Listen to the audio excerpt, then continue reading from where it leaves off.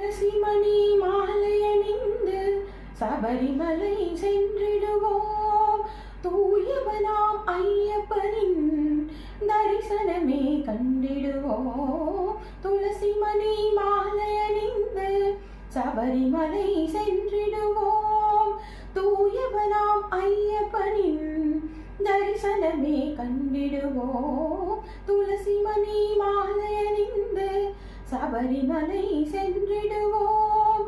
பனிமலையின் உச்சியிலே 18ஆம் படியினிலே பரிவுடனே அமர்ந்திருக்கும் சாஸ்தாவே சரணம் என்று துளசிமணி மாலை அணிந்து சபரிமலை சென்றிடுவோம். சதா சிவன் மகனின் பதம் புஜம் பணிந்து சதா அவனினவில் மனம் மகிழ்ந்து. சதா சிவன் மகனின் பதம் புஜம் பணிந்து சதா அவனினவில் மனம் மகிழ்ந்து.